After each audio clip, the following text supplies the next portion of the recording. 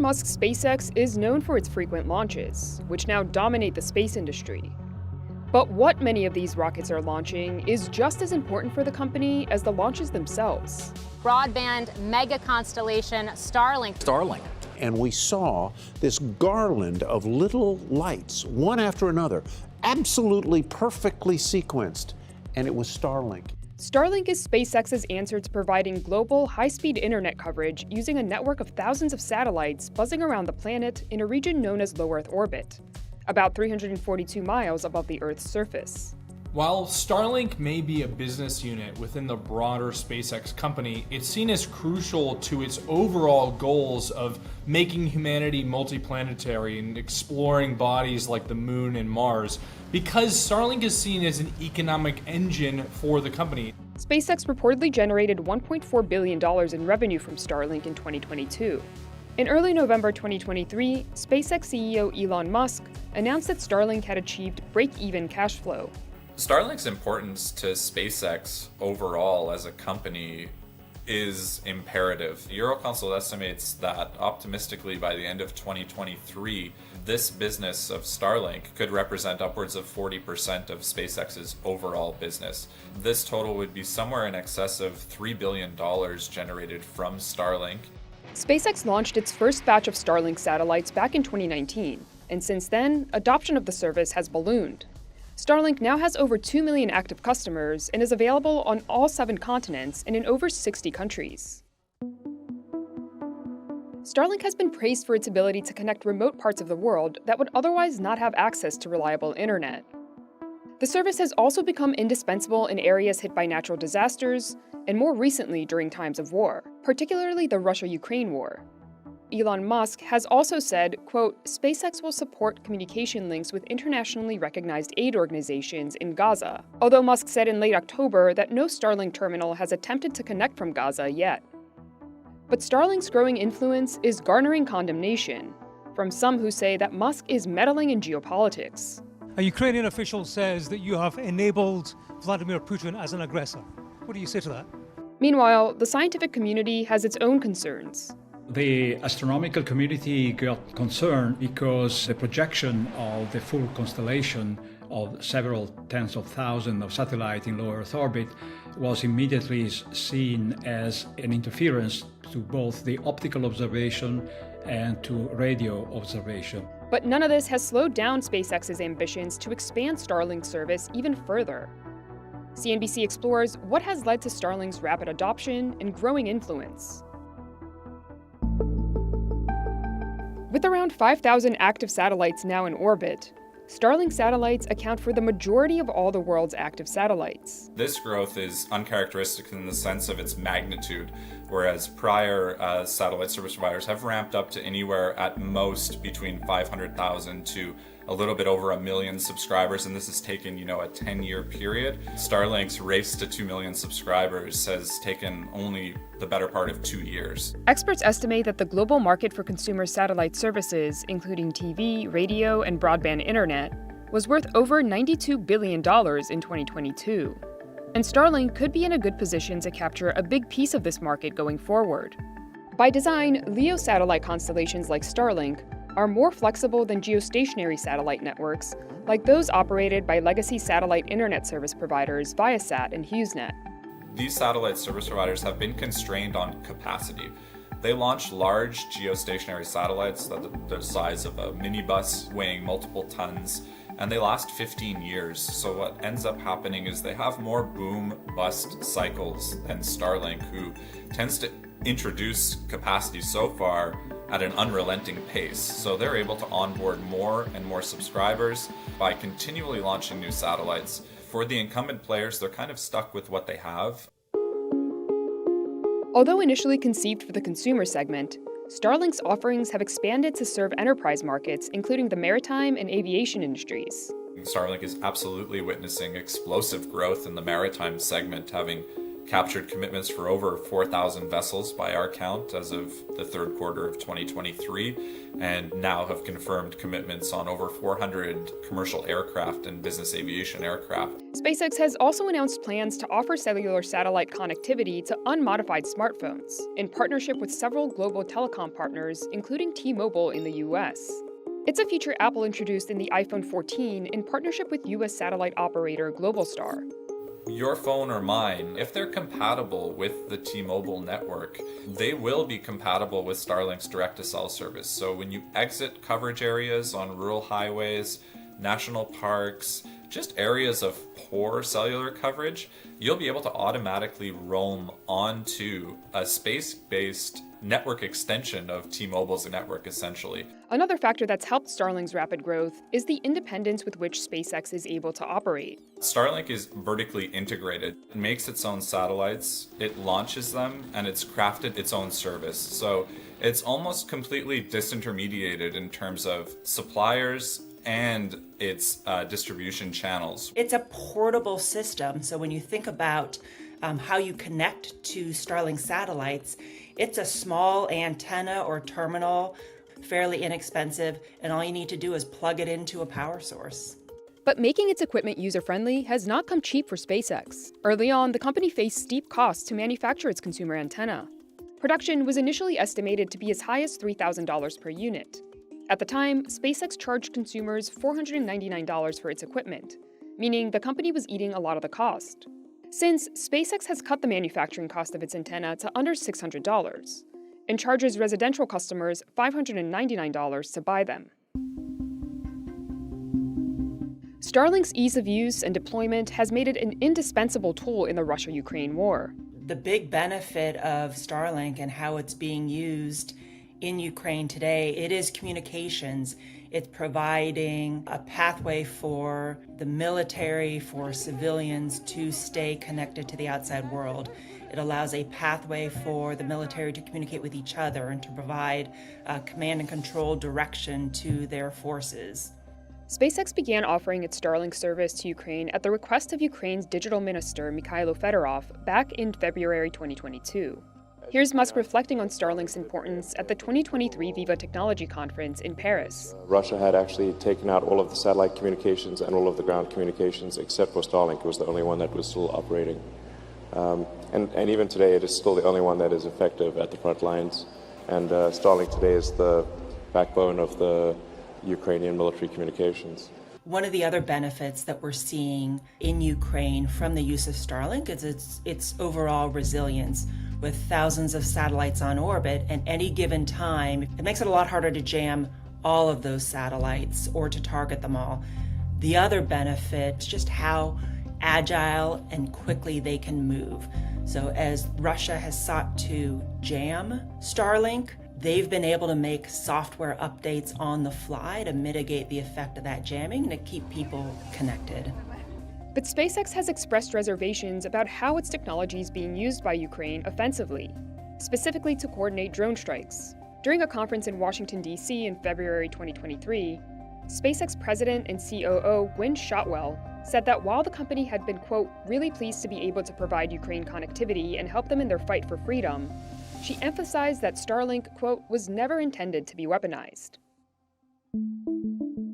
Questions about Starlink's and Elon Musk's outsized influence on the war came to a head when it was revealed that in September 2022, the SpaceX CEO had refused a request by Ukrainian military officials to turn on Starlink service in Crimea, which would have allowed for a sneak drone attack on a Russian naval fleet. According to the author of a recent biography about the tech billionaire, Musk refused to cooperate because he was worried that a Ukrainian attack on Russian vessels would have provoked the Kremlin into launching a nuclear war. The magnitude of his influence is not lost on Musk. At one point, the SpaceX CEO wrote, quote, between Tesla, Starlink, and Twitter, I may have more real-time global economic data in one head than anyone ever. I think what's important to remember about the use of Starlink in Ukraine is there was not a contract signed with the government or with our U.S. Department of Defense. So there weren't necessarily terms and conditions that Starlink had to meet for the government customer. In June 2023, the Department of Defense did sign a contract with SpaceX for its use of Starlink in Ukraine. SpaceX has also won a Department of Defense contract worth up to $70 million to make a military-specific version of Starlink called Starshield. Seeing the influence Musk's Starlink may have on geopolitical matters has prompted some countries to invest in their own satellite networks. The European Union has said that it will contribute 2.4 billion euros to help build out a constellation that's expected to reach full capacity by 2027. China is building out its own low Earth orbit satellite internet network after the country made it clear that it didn't want Starlink services being offered to its citizens. Taiwan, wary of Musk's ties to China through his other venture, Tesla, too has expressed interest in a proprietary satellite network to help shield the country from a potential assault from China. SpaceX has said that it eventually wants to launch as many as 42,000 Starlink satellites into orbit. Competitors including Amazon, Eutelsat OneWeb, and Telesat want to launch thousands more satellites. And that's not even counting the several nations planning their own mega constellations. The concern of the astronomical community is mainly due to the fact that these satellites are very numerous. We are moving from the 2,200 satellites of 2-3 years ago in orbit to something that will be 40,000 or even 100,000 satellites. So for most of the time during the night, these satellites are illuminated by the sun, and so they are visible in the sky, and they interfere with the observation, in particular with photographs that the astronomers take for their research. This image, taken from a telescope in Chile in November 2019, illustrates the concerns from astronomers. The telescope, meant to see images of distant stars and galaxies, instead captured the light trails of 19 Starlink satellites. Observations from the Hubble Space Telescope, long lauded as a vital research tool for astronomers, have also been affected. Benvenuti says SpaceX has been responsive to concerns from the scientific community. He points to several design changes SpaceX made to its satellites to reduce their brightness, but says more needs to be done. The final solution is to know exactly for every satellite the precise position in the sky at any time from any observer. And so we are working with the companies to have this information and create a service that can be used by any observer, and they will know when the satellite is crossing their field of view, and they can plan their observation in a way that this disturbance is avoided. Satellites also pose a threat to radio astronomy. The interference to the radio observation is a very serious one and very difficult one, because these satellites are there to transmit information toward the ground in microwaves. So the only solution is to switch off the transmission when the satellite is in view of one of the large radio observatory. So what we are trying to do now is to negotiate with the company to have they switch off the transmission when they are over these facilities.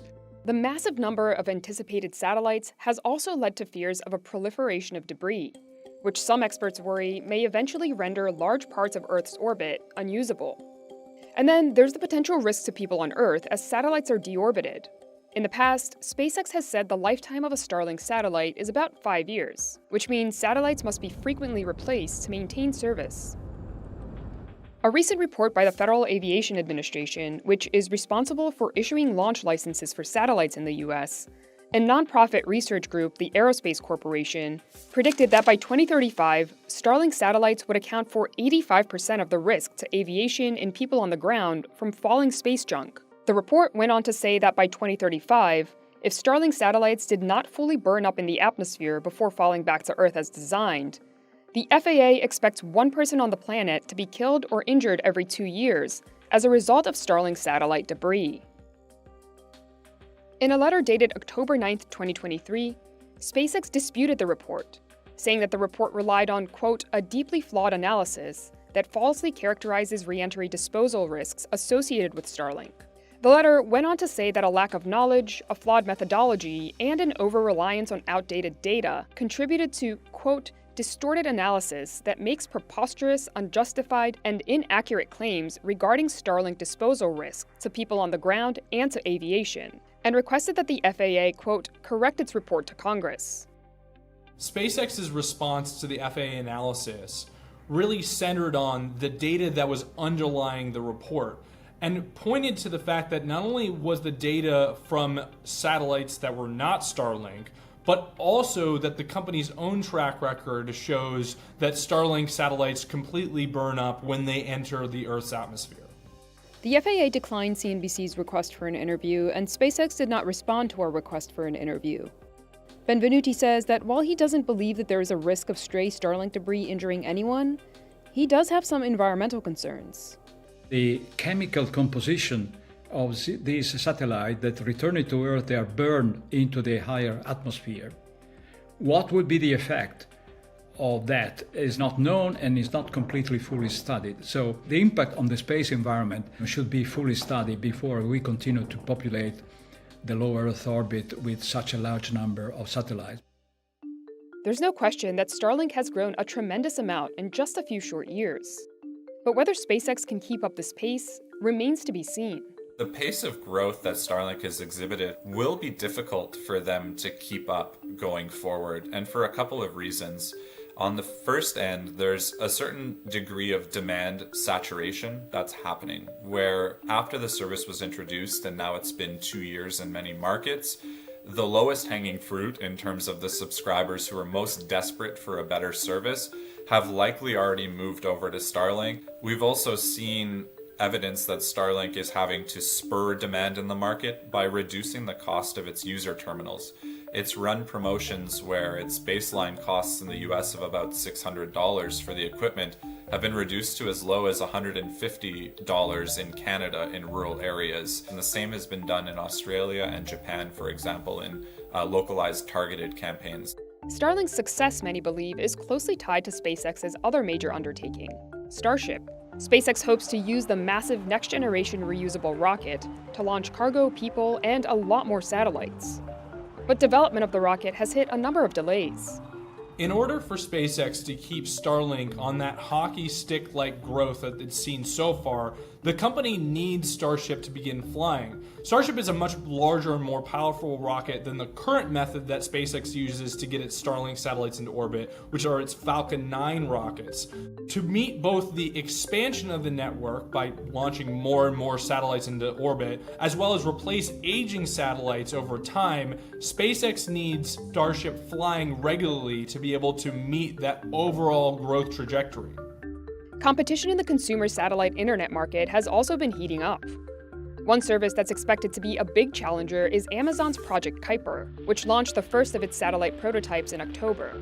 Amazon plans to begin beta testing its network with customers by the end of 2024. Amazon is adopting a similar approach in terms of its vertical integration, manufacturing the satellites, to a certain extent launching them themselves through an affiliated company, Blue Origin. And they'll be making their own user terminals and leveraging their e-commerce platform to deliver these pieces of equipment and services remotely to the same swath of users as Starlink.